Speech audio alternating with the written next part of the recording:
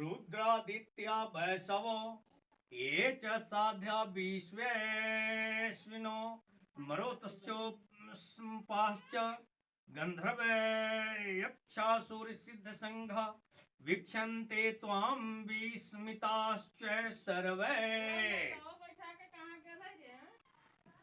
रुद्रादित्या वैश्वो ये च साध्या विश्वेश्विनो मरुतश्चोपाश्च 11 रुद्र 12 आदित्य 8 वसु 2 अश्विनी कुमार और 49 मरुदगण, इन सब के नाम इसी अध्याय के 6ठे श्लोक की व्याख्या में दिए गए हैं, इसलिए वहां देख लेना चाहिए।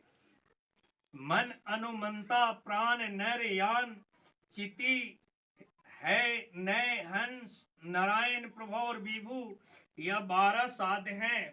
वायु पुराण 6वां अध्याय 15वां 16वां श्लोक का यह है। क्रतु दक्ष श्रो सत्य काल काम धुनि कुर्वान प्रभवान और रोचमान, ये 10 विश्व देव हैं। वायु पुराण 66वां अध्याय 30वां 32वां श्लोक का है। काव्यवाह अनल सोम यम अर्जमा अग्निस्वान और वरहिसत, ये 7 पितर हैं। शिव पुराण धर्म ग्रंथ के अनुसार 63वां अध्याय का दूसरा श्लोक है।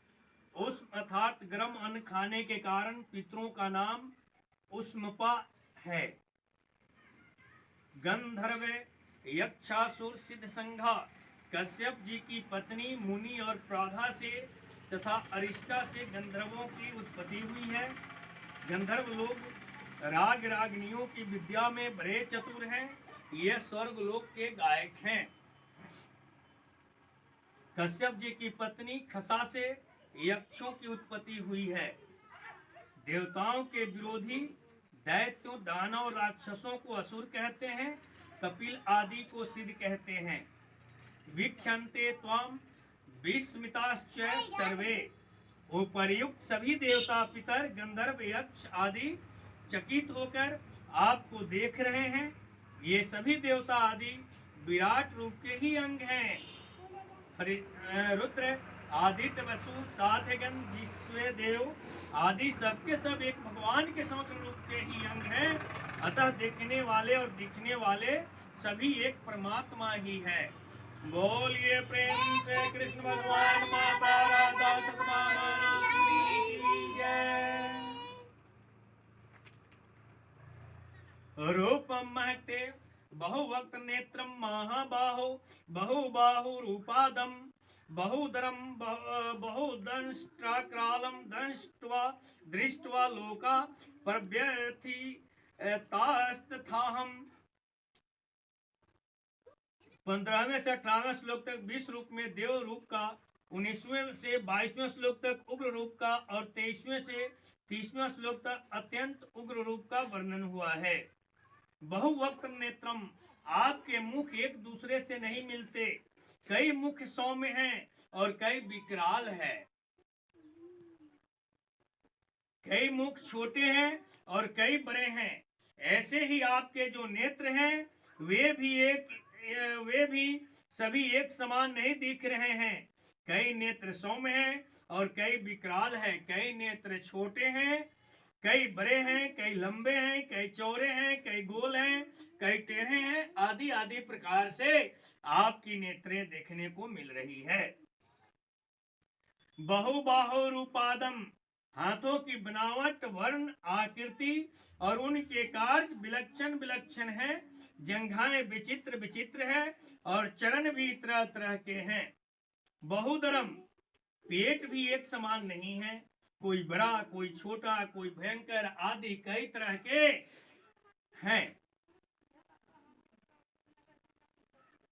बहुद्रष्टा क्रालम दृष्टवा लोका प्रव्यथितास्तथाहम, मुखों में बहुत प्रकार की विकराल दाढ़ें हैं। ऐसे महान भयंकर विकराल रूप को देखकर सब प्राणी व्याकुल हो रहे हैं और मैं भी व्याकुल हो रहा हूँ। इस श्लोक से पहले कहे हुए श्लोकों में भी अनेक मुखों नेत्रों आदि की और सब लोगों के भयभीत होने की बात आई है। अतः अर्जुन एक ही बात बार बार क्यों कह रहे हैं? इसका कारण है कि विराट रूप में अर्जुन की दृष्टि के सामने जो जो रूप आता है उसमें उनको नई नई विलक्षणता और दिव्यता दिख रही है। दूसरा है, विराट रूप को देखकर अर्जुन इतने घबरा गए, चकित हो गए, चकरा गए, व्यथित हो गए कि उनको यह ख्याल ही नहीं रहा कि मैंने क्या कहा है और मैं क्या कह रहा हूं। तीसरा, पहले तो अर्जुन तीनों लोगों के व्यथित होने की बात कही थी, पर यहाँ सब प्राणियों के साथ साथ स्वयं के भी व्यतीत होने की बात कह रहे हैं।